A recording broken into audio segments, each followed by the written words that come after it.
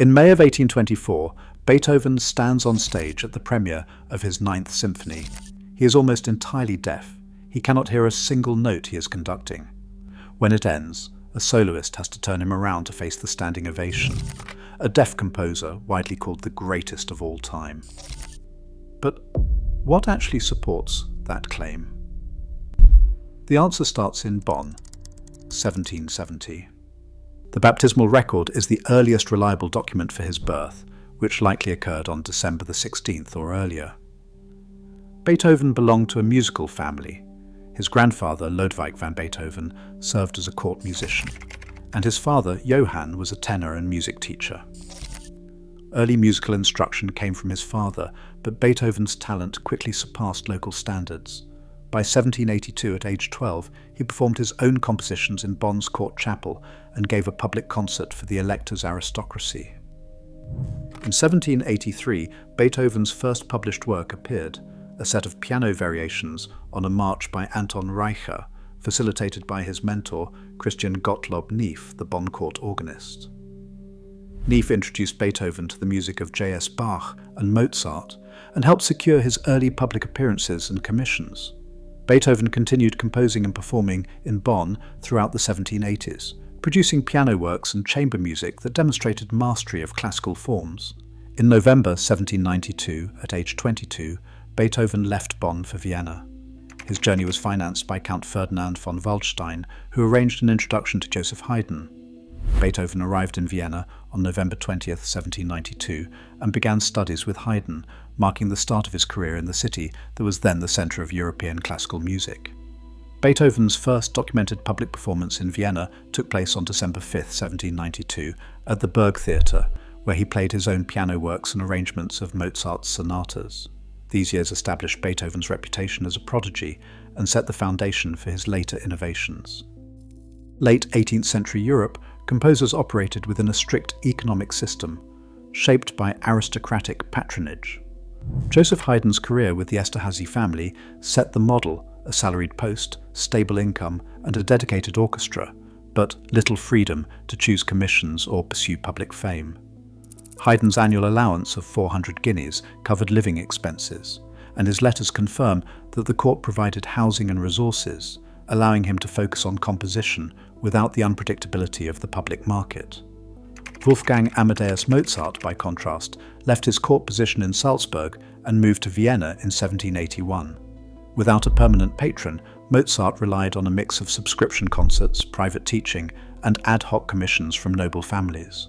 Surviving letters to his father described the anxiety of making rent and the volatility of income from public performances.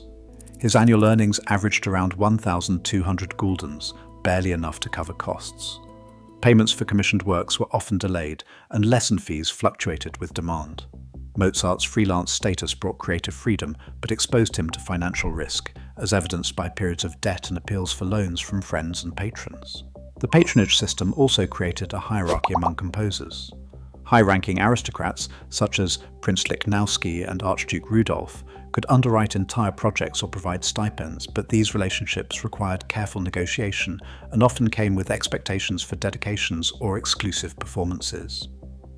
Beethoven entered this world in Vienna, inheriting both the security of Haydn's model and the uncertainties faced by Mozart. The city's musical life was dominated by the tastes and resources of the nobility, and success depended on navigating a system where reputation, connections, and aristocratic favour determined a composer's prospects.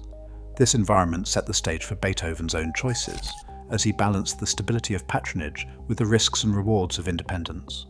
He expanded the traditional forms of the classical era, lengthening development sections in his symphonies and sonatas. For example, in Symphony No. 5, the development stretches far beyond what Haydn or Mozart typically wrote, making the middle section the structural core of the movement. Beethoven also unified entire works using short, memorable musical cells, such as the four-note motif in Symphony No. 5, which recurs in various forms throughout the piece. This approach, called motivic development, set a new standard for thematic integration. Harmonic innovation was another key trait. Beethoven frequently modulated to distant keys, moving beyond the expected relationships of the classical period.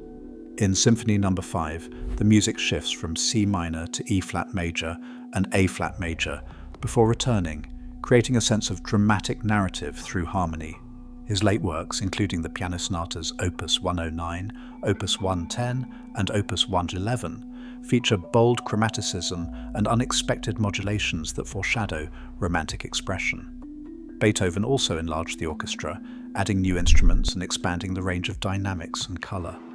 Later symphonies included trombones, contrabassoon, and expanded percussion, elements rarely found in earlier works. These changes allowed for greater expressive power and complexity.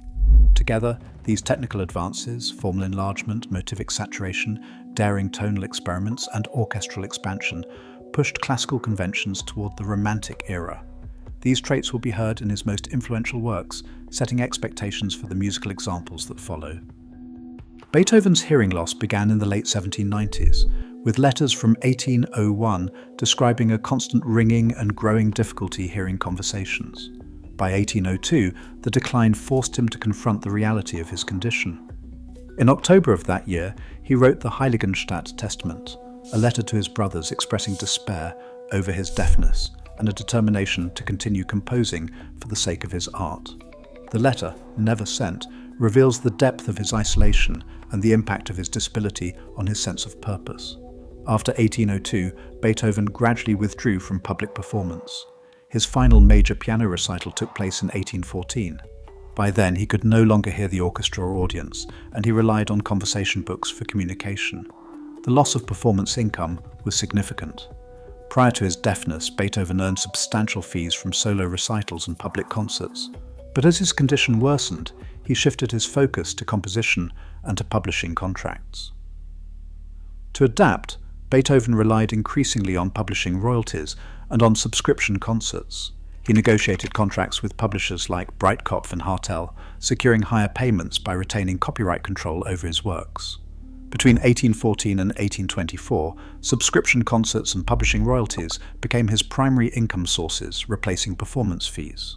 Annuity contracts from patrons such as Archduke Rudolf and Prince Kinsky provided some stability, but Beethoven's livelihood depended on the success of his compositions and the public's willingness to buy his music. This period of personal crisis and economic adaptation set the conditions for Beethoven's most celebrated works. The challenges of deafness and financial uncertainty shaped his creative process, leading to landmark compositions that would define his legacy. It is built around a four-note motif that recurs throughout the entire work. This short rhythmic cell creates unity and drives the structure, demonstrating Beethoven's approach to motivic development. Symphony No. 9 in D minor, Opus 125, first performed in 1824, incorporates a choral finale that sets Friedrich Schiller's Ode to Joy. The integration of voices into a symphony was unprecedented, expanding the boundaries of the genre. The late piano sonatas, Opus 109, Opus 110, and Opus 111, composed between 1820 and 1822, break away from traditional forms. Opus 111, for example, collapses the standard multi-movement sonata into just two contrasting movements. Each of these works reveals Beethoven's craftsmanship and willingness to redefine musical forms. Beethoven's influence extends across generations of composers and into modern culture.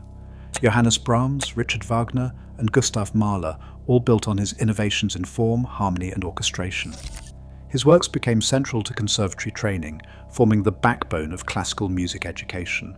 The Ode to Joy theme from Symphony No. 9 was adopted as the official anthem of the European Union in 1972, and it was reaffirmed in 1985.